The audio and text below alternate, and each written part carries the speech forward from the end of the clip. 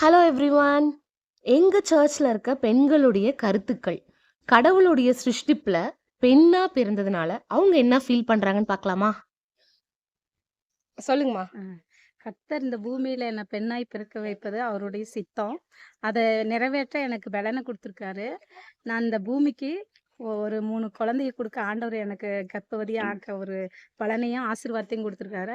கர்த்தரால் வந்த சுதந்திரத்த எனக்கு அனைத்தும் ஆண்டவர் குடுத்து, என்ன பெண்ணா இந்த பூமியில பலமாய் வைத்திருக்கிறார். பலத்தோடு, சுகத்தோடு, ஆரோக்கியத்தோடும் என்ன பெரிய சாட்சியா வச்சிருக்காரு. ஏசப்பாவுக்கு கோடான கோடி நன்றி. சூப்பர். சொல்லுங்கக்கா. ம். ஒரு டீச்சரா நீங்க என்ன ஃபீல் பண்றீங்க? ஒரு பெண்ணால தான் ஒரு குடும்பத்தையே கட்ட முடியும். அதுக்கு நானே ஒரு சாட்சி. என்னோட 2 குழந்தைங்களையும் ஆண்டவருக்காக வளர்த்திருக்கேன். என்னோட குடும்பத்த மட்டும் இல்ல, இந்த சமுதாயத்தையும் ஆண்டவருக்கு நான் ஆதாயப்படுத்தணும். எஸ்தர் மாரி. Thank you.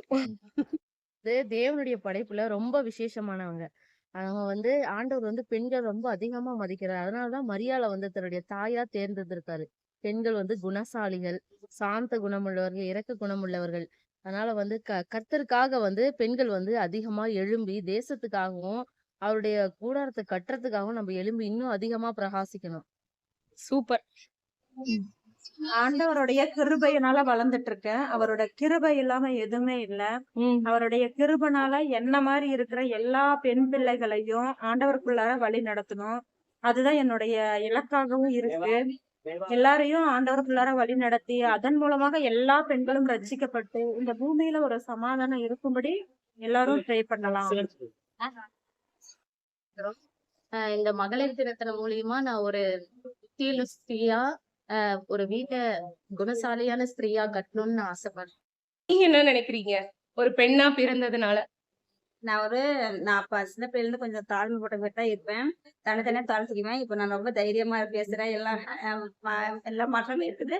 எஸ்தரை போல நான் உயர்ந்து நல்ல தைரியமான சாலியா இருப்பேன். சூப்பர். வசனம் இங்க என்ன சொல்லுதுன்னா, புத்தியுள்ள ஸ்திரீ தன் வீட்டை கட்டுகிறாள். அப்ப வீட்டை கட்டுற முக்கியமான பொறுப்பை கடவுள் நம்ம கிட்ட தான் கொடுத்திருக்காரு. உங்களுக்குன்னு கொடுத்திருக்க டாஸ்கை பிடிச்சிட்டு ஓடலாம். And happy women's day to all the incredible women out there.